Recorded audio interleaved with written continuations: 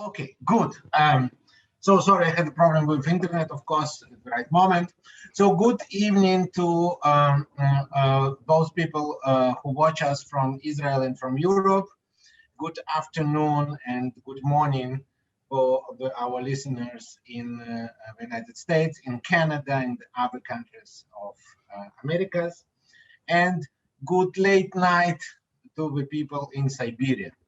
So today we start the first lecture of our lecture series about the Jews of Siberia. And the first lecture will be devoted to the imperial period in Siberian Jewish history.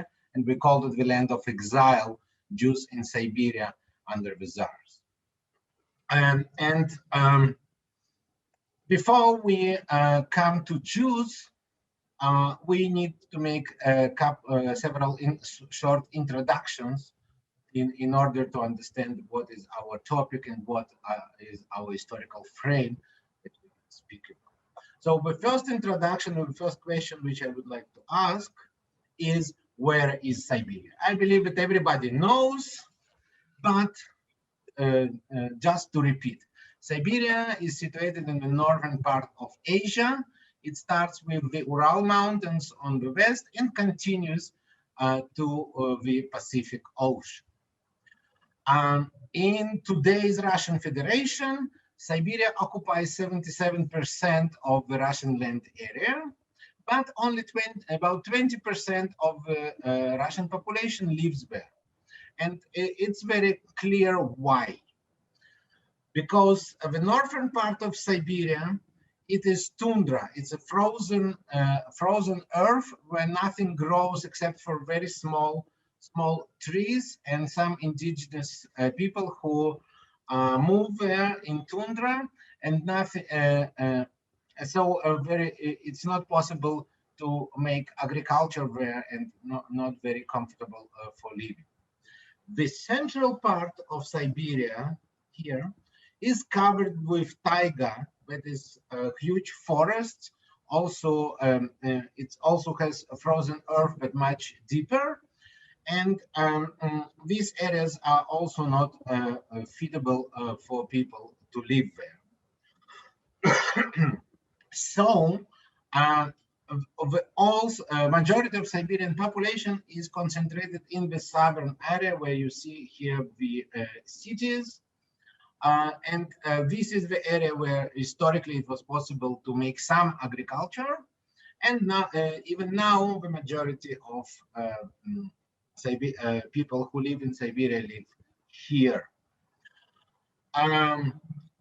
The next question, what I would like to ask, is how Dr. Anna Berezin and myself, how we came to this strange subject to speak about Jews of Siberia. Both of us were born in St. Petersburg. Both of us live in Jerusalem. So what is our connection to Siberia? And the connection is very simple. It is the expedition of the Center for Jewish Art, which we undertook in 2015. And you can see with red dots all the cities which we visited. We traveled about 6,000 kilometers. In the beginning, we started traveling with car. When we changed cars into trains, and at the end of our expedition, we used already planes because the distances are huge. And how we decided where we go, we went to all Siberian cities where all the synagogue buildings are preserved. And we, of course, measured and documented those buildings. Document means we took measurements. You see here how we measure the synagogue in Achinsk. We made photographs, we made descriptions, and all these materials are available at the Bezalel Index of Bezalel Narkis Index of Jewish Art. In all those cities where we visited synagogues, we also documented cemeteries, and you can see Anna documenting the cemetery. You may say that it's a kind of forest, but in reality it's cemetery in Kansk. And also in several cities, we documented ritual objects if they are preserved in local museums. And on this picture, you see the head of our expedition, Professor Aliza Cohen-Mushlin, documenting objects in the National Museum of Buryatia. So the materials which we collected during our expeditions are the basis for our lectures today, and they are basis for the book which Anna and me are finishing to write in those days about Jews of Siberia and their material culture. And the last introduction which I would like to make is to explain very shortly how Siberia became Russian, because the Jewish history of Siberia is connected to Russia, and the Siberian Jews are part of the Russian Jewry, so we should start with the Russians first.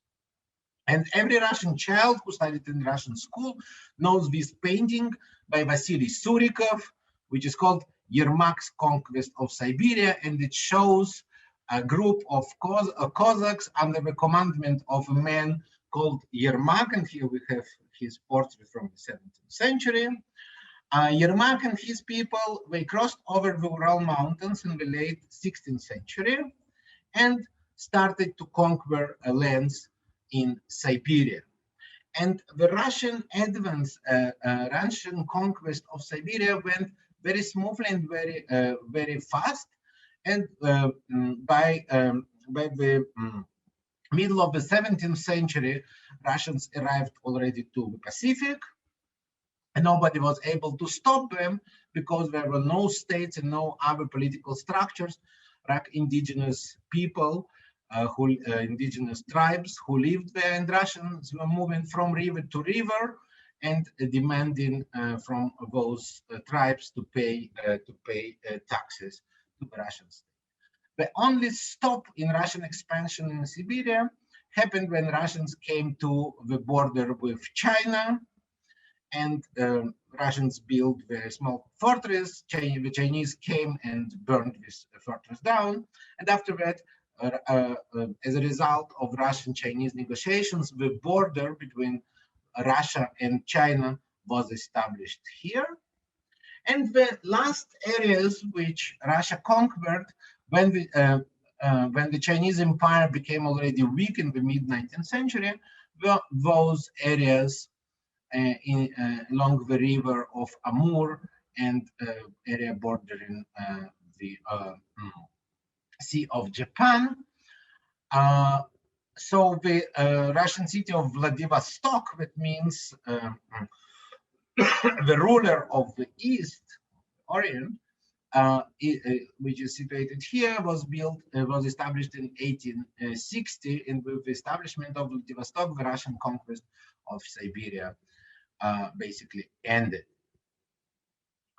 So this huge territory which the Russian conquered, and it's really huge, and the communications were very problematic. For instance, a newspaper from St. Petersburg to Vladivostok went about 2 months, made this way, and our post also.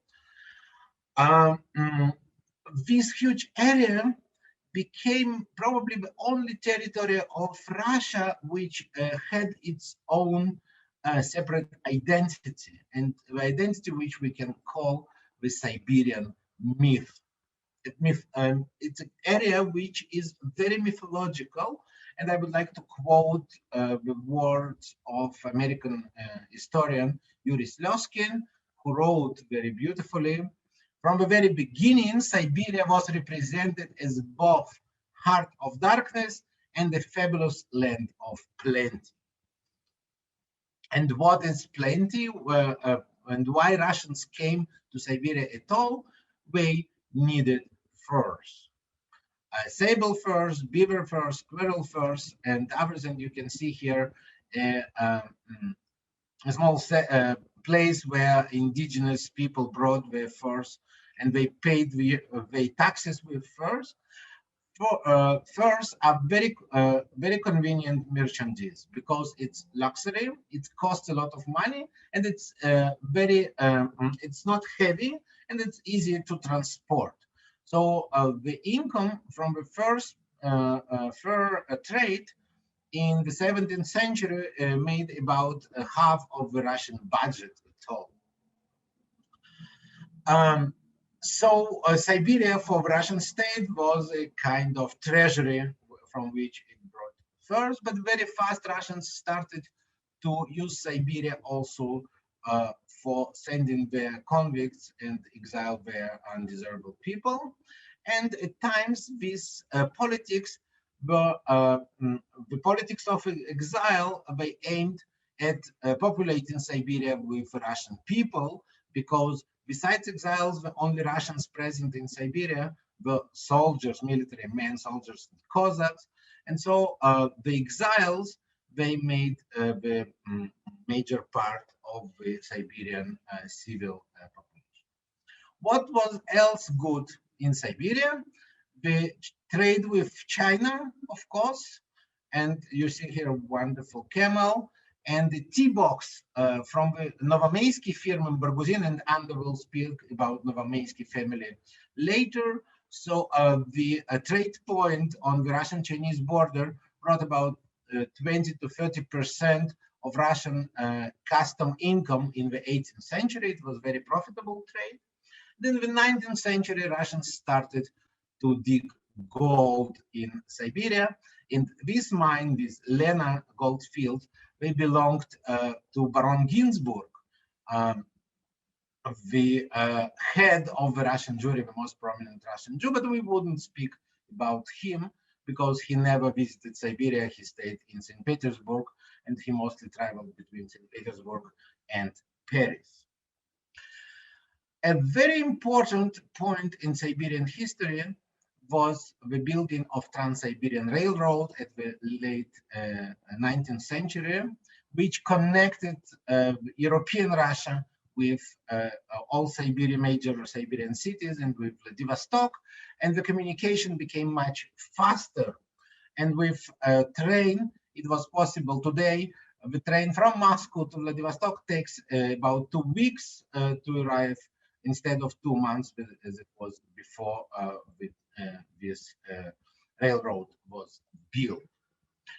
And what we must say that Siberia, with its richness and with its strange population, was often considered to be the Russian frontier, and often compared to the American frontier, where people can build themselves and may become rich or affluent and settle and start new prosperous lives. And indeed, the Siberian population was quite prosperous in comparison to the population of European Russia.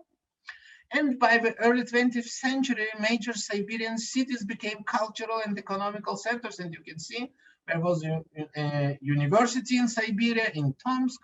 There were theaters, for instance, this is a theater in Irkutsk. So Siberian cities took important part in the development of Russian urban culture. And how Jews integrated in this urban Russian Siberian culture, and how Jews integrated in this land, which is mythological land with Siberian myth, Anna Berezin will tell us. So I will close my presentation, and Anna, the screen is yours. You can start with your presentation. Thank you, Vladimir, for this short but illuminating introduction to the history of Siberia as a part of Russia. And indeed, from now on, we will speak about Jews, only about Jews. And let me share my screen. So, and the first and the very natural question is, how and when did Jews arrive to Siberia? As Vladimir already explained, the civil population in Siberia was predominantly convicts, exiles, their families. This was the situation until the middle of the 19th century at least. But Jews did not arrive with convicts to Siberia in the 17th century. And in the 18th century, we still cannot find any Jewish communities in Siberia. Why so? It's not for the reason that Jews were somehow exceptionally law-abiding and never committed crimes. The reason is different. There were no Jews in Russia at that time, so we don't find them in Siberia as well. How did that change? Through territorial expansion that we didn't mention until now. Let's come back for a second to the map you have already seen and pay attention, please, to these territories colored in purple. So in the end of the 18th century, Russia, Prussia, and Austria divided Poland, Lithuania. And these lands in purple are exactly lands received by the Russian state.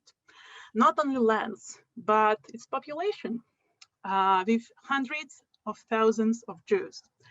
So it's not Jews that came to Russia, this is Russia that came to Jews. And from that time on, from the end of the 18th century, those Jews that became Russian subjects were also subjects to the Russian justice system. And those who committed crimes, in many cases, were exiled or sentenced to a lifelong exile to Siberia. So for this reason, from the very late of the very end of the 18th century, we can see some indications, let's say so, of Jewish presence in Siberia. And from very early 19th century, we already can speak about Jewish communities in Siberia. And this picture here shows us an important fact that families were in many cases allowed to follow an exile. So many Jewish families and Russian families did so. But still, women were a minority in Siberia up until 19th century. Let's say so. For Jews, this was a huge problem you could expect. For this reason, we can find lots of materials about Jewish professionals that brought brides from the payloads of settlement, of Jewish settlement, these western territories that were annexed from Poland, Lithuania to Siberia. Or other cases, then Jews living in Siberia petitioned to local authorities asking to convert local indigenous women to Judaism. So desperate they were in searching a pair. And Jewish convicts and Jewish exiles and their families and their descendants became the largest Jewish group in Siberia, but there were other Jewish groups. Another way to get to Siberia, also involuntarily, was military draft. And from 1827, Jews were subject to conscription in the Russian state. And in many cases, Jewish minors were forcibly taken into preparatory training in so-called Cantonist schools. So these Jewish minors stood in the schools until the age of 18. And then from the age of 18, they started their 25-year-long military service. And many of these Cantonist schools were located in Siberia, in such major towns as Omsk, Tomsk, Tobolsk, Irkutsk, Krasnoyarsk. So one of the goals of these Cantonese schools was to convert these Jewish minors into Russian Orthodox Christianity. And many Jews indeed did accept baptism, but those that remained faithful, let's say so, were allowed to practice Judaism, to practice their beliefs. So for this reason, Jewish Cantonists, Jewish soldiers became an important part of local Jewish communities. And this portrait that you see here today, it's not just for the sake of illustration. This person, his name was Herzl Zam, was probably one of the most famous Jewish military men, not only in Siberia, but in Russia in general. For this reason, we can find his portrait in Jewish Encyclopedia. And why was he so famous? So this person was one of 8 recorded exceptions. Then a Jewish military man rose to the rank of officer without being converted, without converting to Christianity. So in Herzl Zam got a rank of captain, and after his retirement, he chose to stay in the region he served in Siberia, being precise in the town of Tomsk, and many other soldiers made the similar solution. So you can find quite a big community of retired Jewish soldiers in Siberia. For this reason, we will speak next time also about soldiers' synagogues in Siberia. But let's, meanwhile, speak about the last and the least, the smallest group of Jews in Siberia, which were independent settlers. Why Jews didn't come to Siberia on their own. In the 19th century, Siberia at some point became open for mass migration. Why did Jews didn't partake in this migration while there were so many people who wanted to move? We have 2 reasons. The first reason, the main limitation on Russian Jewry in the Russians, the main limitation on the Russian Jewry was mobility restriction. Russian Jews were confined to the Pale of Jewish settlement, to those western regions that were once annexed from Poland, Lithuania. So they were not allowed to reside in interior Russia. And Siberia was not a part of Pale, so no Jews in Siberia, no Jews who came on their own. But we have a second reason. Russian anti-Jewish legislation in Siberia was somehow more strict than in interior Russia in general. And even then, some small groups of privileged Jews, like university graduates or first guild merchants, had a right to reside in St. Petersburg or in Moscow, to leave the Pale. In many cases, they didn't have a right to reside in Siberia. There was a special decree from 1837 that forbade Jews to settle in Siberia. And this was the case until 1917, until the revolution. I think now you would expect that with all these kind of restrictions, and then we already understand that the settlement was generally of penal character, Jewish settlement in Siberia. There were not many of them, but let's speak numbers finally. And so to speak numbers, we will need the first Russian census that was finished in 1897. And this first Russian census shows us that among 5.8 million residents of Siberia, Jews were only 35,000. At this point, I suppose you should be very angry, sitting and thinking to yourself, why on the earth someone would speak about such an insignificant group of people that didn't even account for 1% of Siberian population. But as it happens many times, numbers are misleading. This is exactly the case. The settlement in Siberia was predominantly rural, while Jews were concentrated in towns. So let's just look for several Siberian towns to understand what was the situation. Let's start from Tomsk, which is considered to be the capital of Western Siberia, the seat of the first Siberian University, very important cultural, economical center. By the end of the 19th century, before the Trans-Siberian Railroad was built, It's had some 50,000 residents, among them 3,200 Jews, so it's already 6% of the town population. And almost 20% of local merchants were Jewish. Let's check if it's already different from what we saw in general census. I think you will agree with me.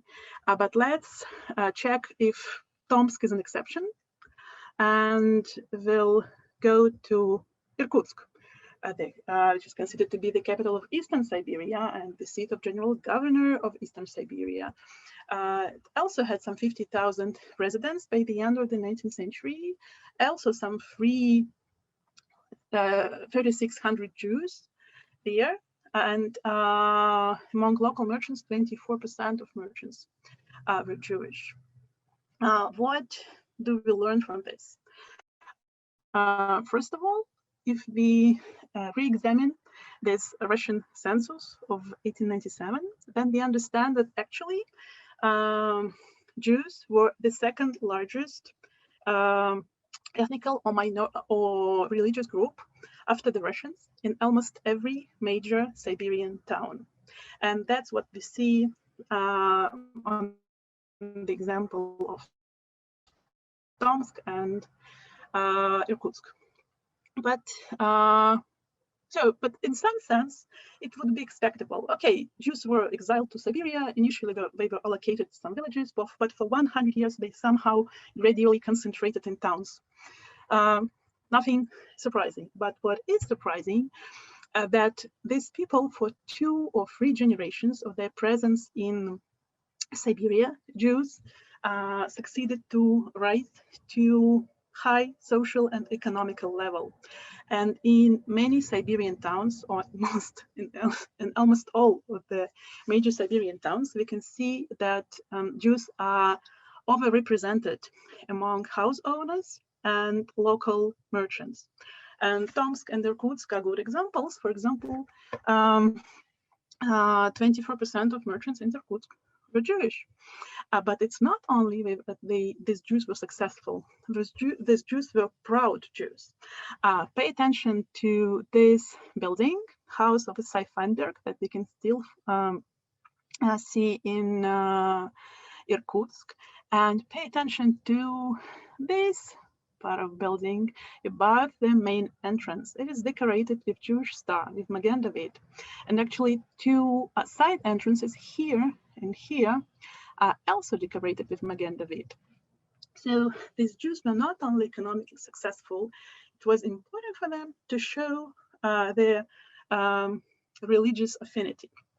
And this pride of Siberian Jews was something very special, something that many people paid attention to this fact. We will come back to this later. Meanwhile, let's just check if smaller towns had some similar situation, if Jews were visible in smaller towns. And let's, as an example, speak about the town of Mariinsk. Even today, it's a small town. In the end of the 19th century, it had some 8,000 residents. 10% of them were Jewish, and more than half of local merchants were Jewish. And I would say that this town was my greatest impression during our expedition to Siberia in 2015. Then we made our read, prepared all kinds of materials. Yeah, we found this memoir from some local Jew that wrote about Mariinsk, that was Siberian Berdichev. But I thought to myself, Siberian Berdichev, okay, some degree of exaggeration. But then you find yourself standing on the main street of this small town. It's Lenin Street, as in many in many towns up until today in Russia. So it's the main historical street. And then you go along the street and understand that every second building once belonged to Jew. We just took here 3 images of 3 adjacent buildings to make it more clear. For example, this one belonged to Avram Gurevich, and the next adjacent building belonged to the house of to the family of Yudalevich. And the Yudalevich, should be mentioned, were one of the most numerous and the wealthiest Jewish merchants in this small town. And they were not only active in the local community, they also were major benefactors for the town itself. For example, Yudalevich built a school, not a Jewish school, general school for the town.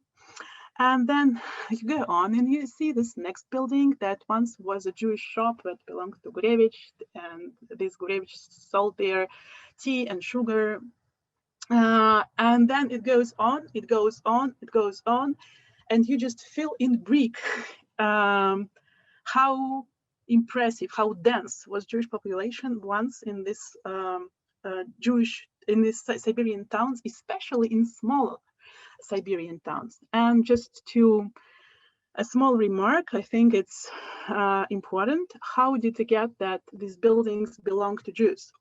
It's an initiative of local museum that put a sign on every historical building explaining whom the house belonged, what was the building, what was its function. And I think in Mariinsk, it's a reckless step. It just reveals how Jewish once was the town. It's unbelievable. And so just the last example of another small town, Barguzin. Today it's a village, but in the 19th century, it's considered to be one of the smallest Siberian towns that had some 1,300 residents, 30% of them Jews, and almost 90% of local merchants were Jewish. So it's important to understand then that those people arrived to Siberia in these exiles. They didn't have anything with them.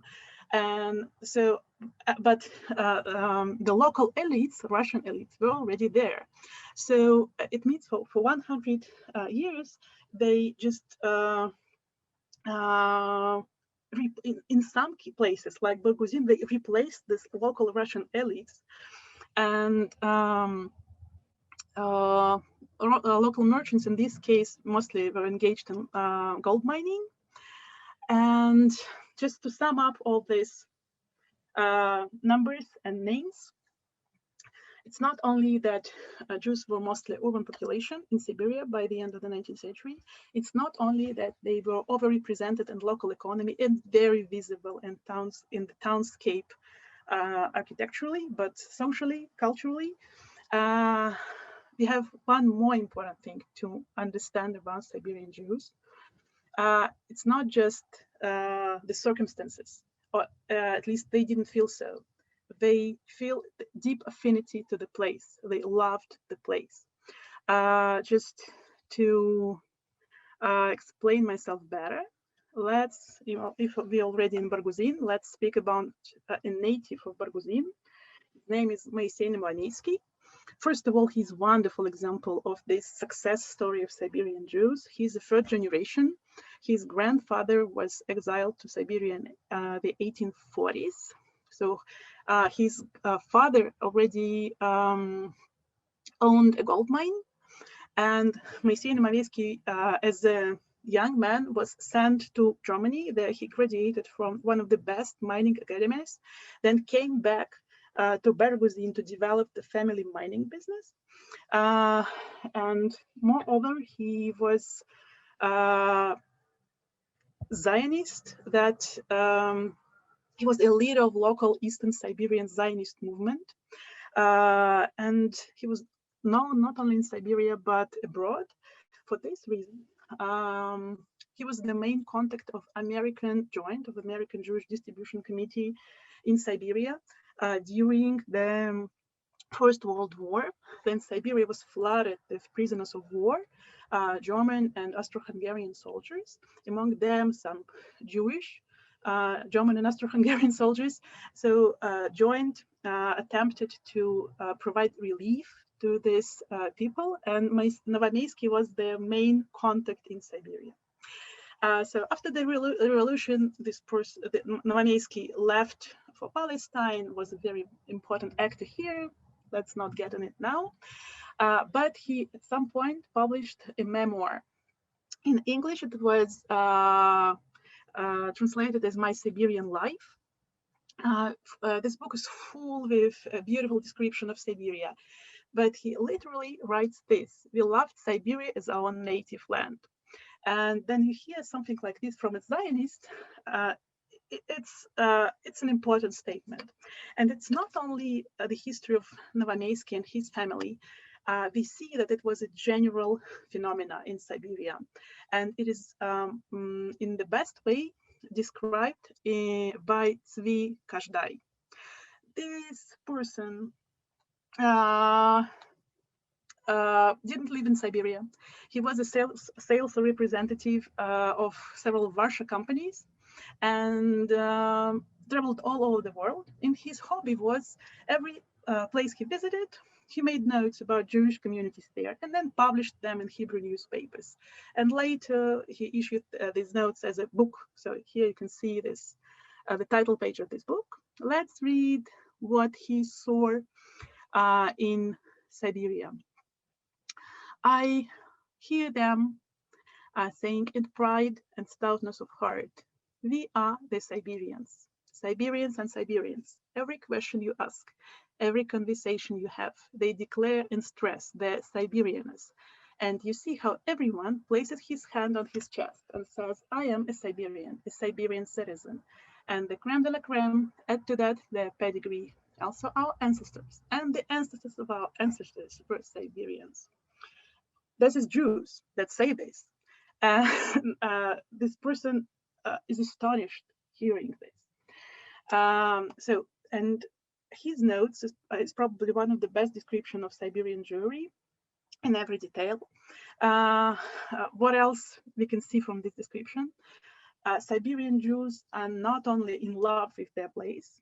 Probably you don't feel this paragraph or don't understand how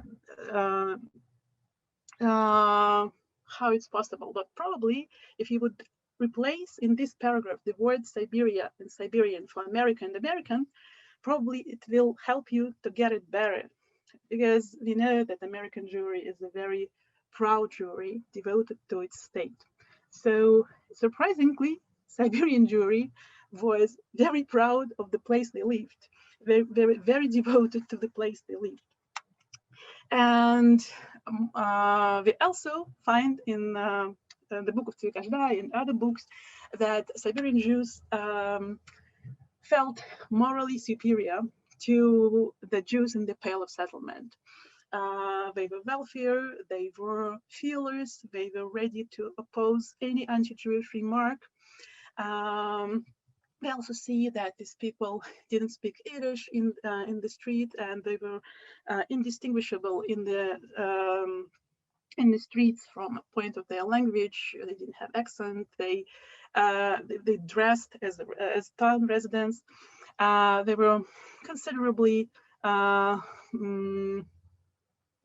not as pious, so they were less religious than Jews in the Pale.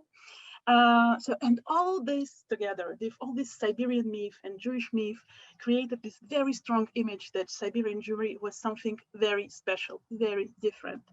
And this idea is best, in the best way, yeah,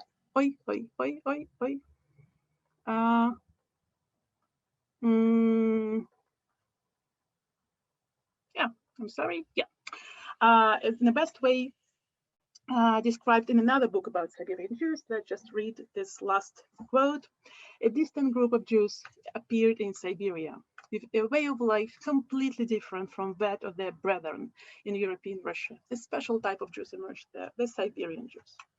And I think that this image actually brought us in 2015 to Siberia. We were searching for very special Jewry. And they were really impressed by what we saw. But at some point, we realized that this idea of very separate group of Jews is actually an image. It's a myth. Let me explain myself. So all these texts about Siberian Jews as a different Jewry build on this comparison to the Pale of Settlement, to Jews in European Russia. And let's just for a second think, what were these Jews in European Russia in the end of the 19th century? And the answer is, they were the last thing they were homogeneous. First of all, there were these Pale of Settlement, these western regions, but there were already many communities beyond the Pale in St. Petersburg, in Moscow, and other towns of central Russia. And you could believe me that Jews in St. Petersburg or Moscow were proud Jewry, wealthy, who didn't speak Yiddish in the street, who were indistinguishable, who were casually dressed as town residents, and were less religious than you would expect from a Jew in the Pale of Settlement. So Jews beyond the Pale were modernized and acculturated, but the Pale itself was already not homogeneous. What do I mean? Let's think about this region around Odessa, let's say, southern part of the Pale of Settlement. One more time, Jews that were in many cases wealthy, very proud, and compared and expressed their superiority, speaking about those old Lithuanian communities, these petty trade Jews dressed in kaftans, spoke Yiddish. So just this means that by the end of the 19th century, there were two very distant groups in Russia. Some a group that still continued this traditional lifestyle, and not very different from the life of people surrounding them in religious, in food, in everyday life, in everyday customs. And there were people living in big towns, in the Pale, beyond the Pale, that lived this life as the people around them, and from the point of view language, dress, education, and only in the synagogue they were Jews. So why is this important in this context of Siberian Jewry? Just because then we read about Siberian Jews as a unique group, then in many cases, those who wrote it, they arrived to Siberia and they were searching for exotic. And so this is part of the Siberian myth. But the second thing, Siberian Jews were always compared with the traditional strata of the Pale of Settlement, but actually they behaved as a modernized group. So they were a very natural part of this Jewish mosaics that existed in the Russian Empire by the end of the 19th century. And so they are similar to modernized Jews of the Russian Empire. And this means, actually, that we come to the conclusion that Siberian Jews are not a unique group. Does it make them less interesting for research? So our answer is no, not at all. We believe that Siberian Jews is not a unique group, but a unique case study. They're relatively small as a group. Their material culture, the objects they left after them is limited number. So they're a wonderful case that you can study how a small group of people arrives to a new place, located very far from traditional Jewish centers, and builds a community from the scratch. And at that moment, analyzing their material culture, you can understand what part of their Jewishness they take with them, what element of their Jewishness they reconsider, what elements they deny, what Jewish communities they see as exemplary communities. So all this is possible. Then you examine what the material culture of Siberian Jews. And actually, the next lecture is exactly our attempt to do this, to reveal Siberian identity through material culture.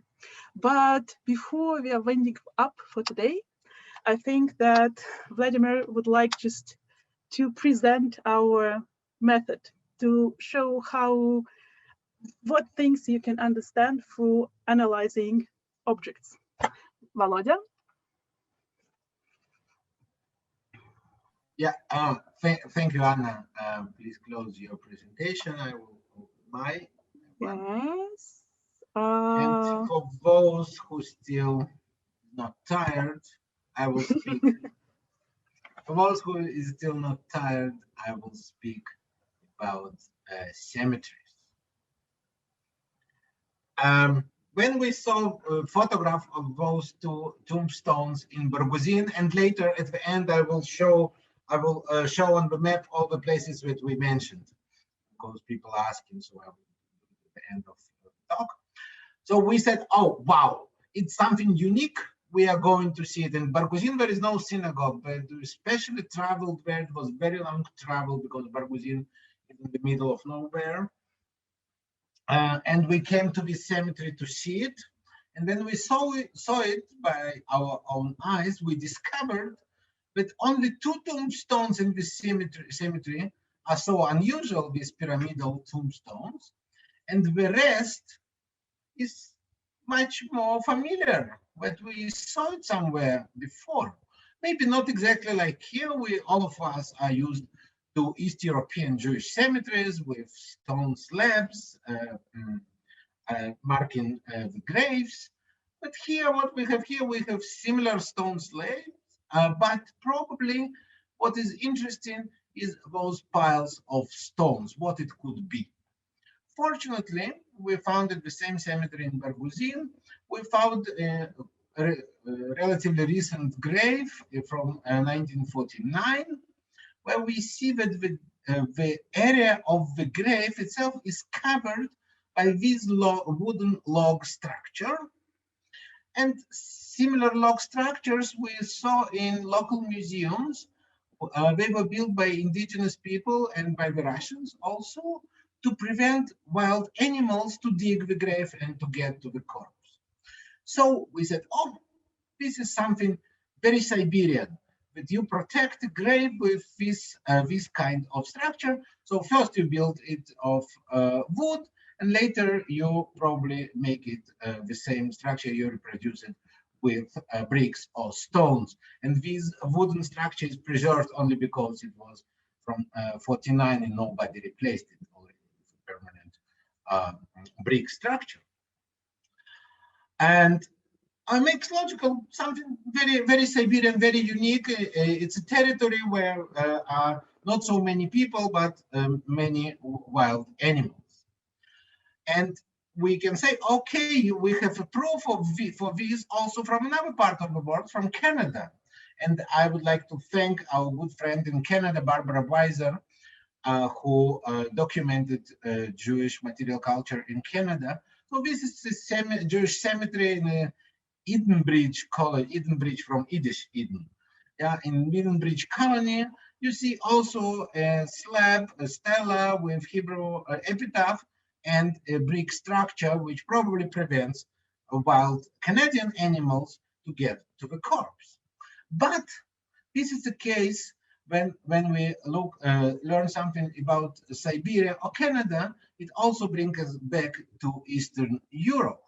And this is not unique for Siberia or for Canada. We can find such structures in Eastern Europe as well. For instance, here in Lithuania. You see the same, yeah? Tombstone and wooden or brick structure covering the whole grave.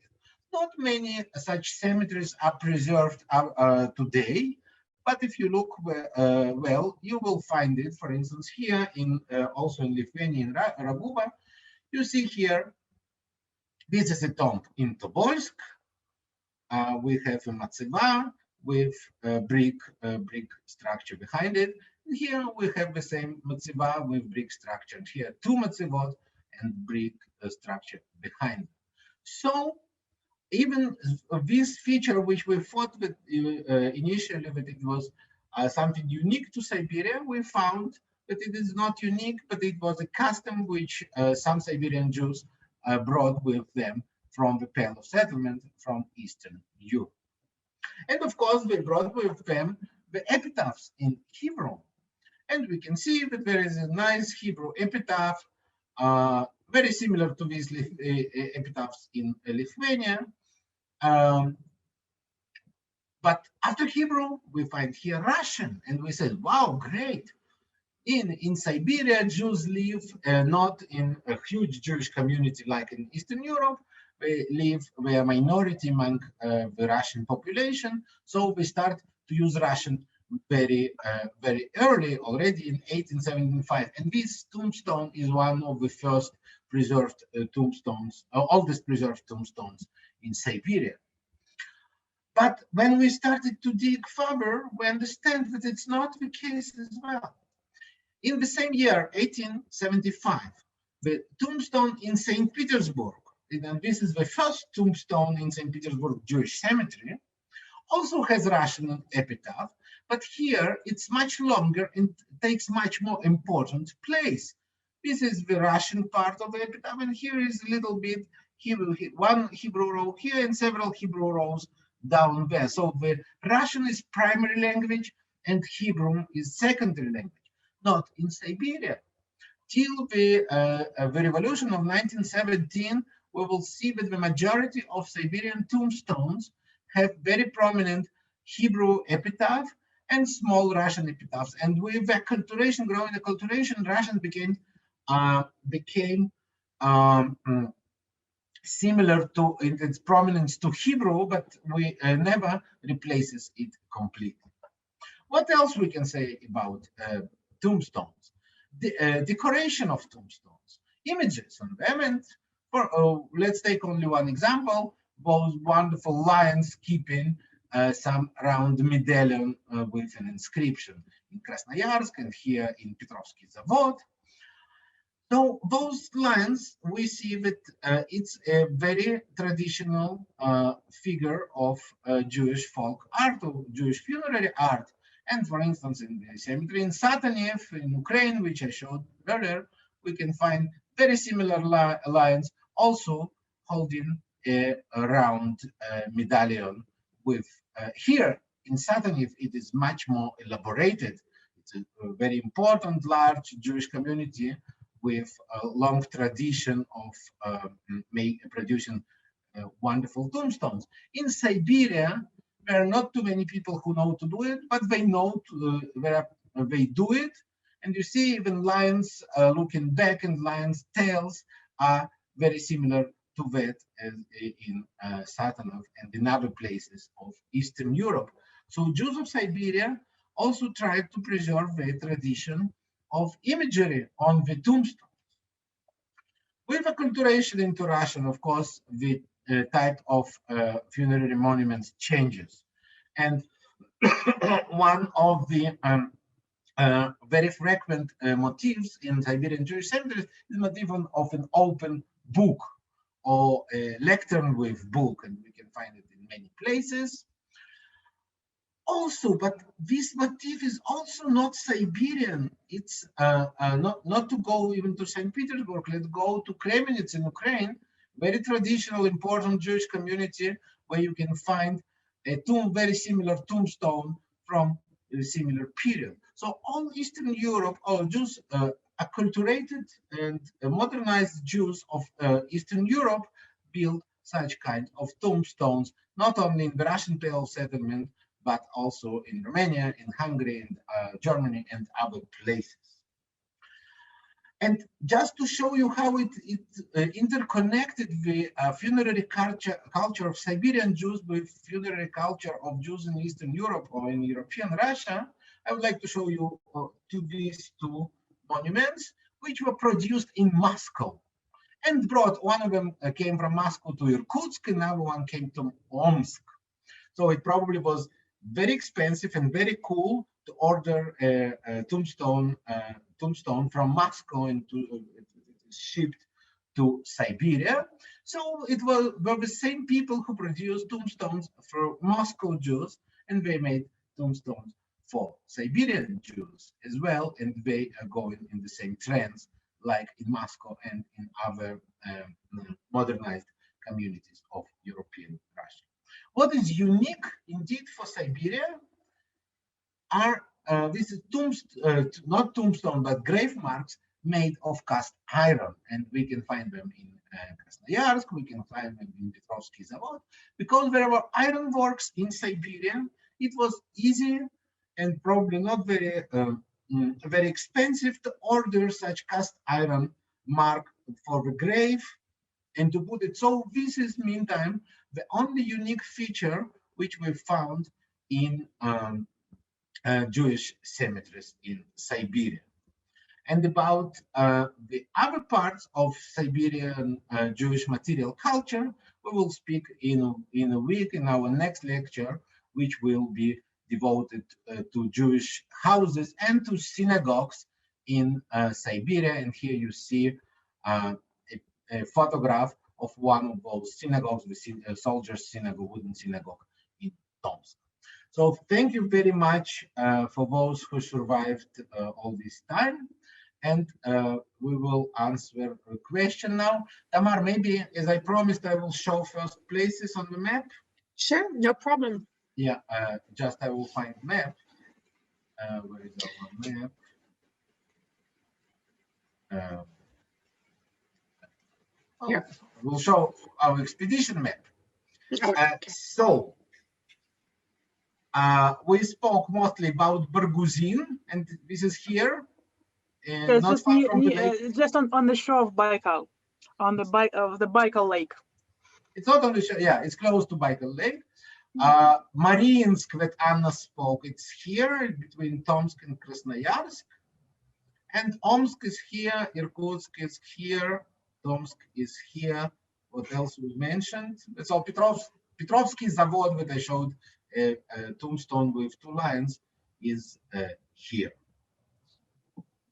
Okay, so I think that it's all with the map. But in general, Siberia is divided in Western Siberia with Tomsk, let's say, as a symbolical capital, and Eastern Siberia is with Irkutsk is a symbolical capital, and let's say with Transbaikalia just around the Sea of Baikal, with Barguzin and Petrovsk-Baikalsk and all kind of smaller places. First of all, thank you very much, Anna and Volodya. This was fascinating, and I think I'm not the only one who didn't imagine that Siberia looked exactly like the pictures you showed and the life that you portray through the pictures. There are many, many questions, so we'll take some of the questions. I'm already warning, we won't be able to read out all the questions. You can email your questions to Buruya, who will pass them on to the lecturers. So I'm sorry, Milchachila. Judy's asking if there are Jewish metrical or other records that exist for the town and settlements in Siberia, and is it possible to research them?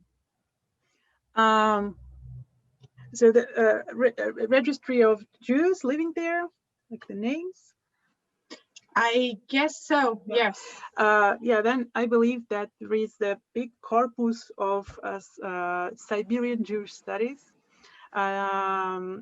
The only thing, these studies are mostly in Russian, but a considerable part of the studies is devoted to checking Jewish metrics and registers and all kind of documents that were produced during the Jewish presence in Siberia under the Tsars. So it exists, but it's just in Russian. Okay.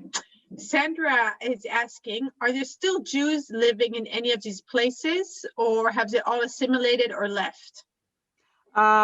In major towns like Tomsk, Irkutsk, Tyumen, Omsk, Vladivostok, Volodya, what else?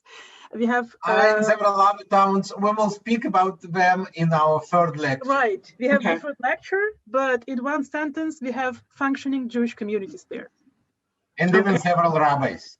And several rabbis, yeah, right. Several mikvahs.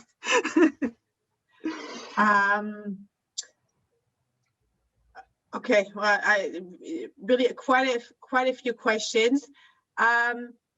This regards the map. So there was a question about the railroad, but maybe we'll get back to that or show it next week since we won't be able to go back to the map now. Sorry. I keep missing the question because the chat keeps moving down. If Jews, oh, okay, wait a second. Oh, you opened the map. Okay, then I lost my chat again. I'm sorry. No, it's okay. If Jews were not allowed to leave the Pale, how did they actually manage to get to Siberia? Besides the reason you gave about the military and so those independent settlers that infiltrated in Siberia mostly did it illegally, or they somehow managed to get a special permission. And also for this reason, they can see lots of reports about deporting these kind of independent settlers back to the Pale or back to the interior Russia. So they were really few. Okay, someone from the audience mentioned that they have cousins living in Siberia today, so that refers to the, okay. Was there a permanent Jewish community in Ulaanbaatar? Someone says, I know that many Russian Jewish merchants were there. Right, there was, it was not a part of Russia, but there was Jewish community there connected to Siberian communities, Jewish merchants, right? Cindy wants to know, oh, sorry, no. No. Sydney wanted to know if the Jewish merchants did business with other towns or just inside where they lived. Volodya, may I? Yes, please. Yes. It's indeed a very good question. We didn't mention this. Siberian communities were interconnected in spite of those distances among them. And this is also something that was mentioned in many notes, memoirs, that Jews knew each other, made business with each other, and even that they had that good relations that they ready to give loans without rates. So they were interconnected. Okay. Where were the infamous prison towns of Stalin? Everywhere. Everywhere. This is the land of prison towns, and from North Kazakhstan to Magadan, everywhere Stalin covered it with camps, all of these things. All right. So I think we'll take the last couple of questions. Was it possible for Jews to keep kosher in Siberia? How did they practice Judaism? I think we will, during the next lecture, we'll speak about this in more detail, but just in one sentence, we see that every community had a ritual slaughterer in bigger towns, several. So they did keep kosher, those who were interested, and even in villages, they see this. And about the peculiarities of local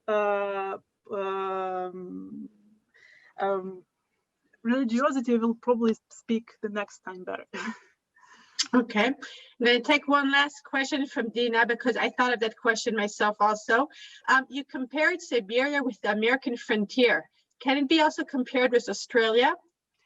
Totally. Of course. Australia, Argentina, and this is exactly one of the most...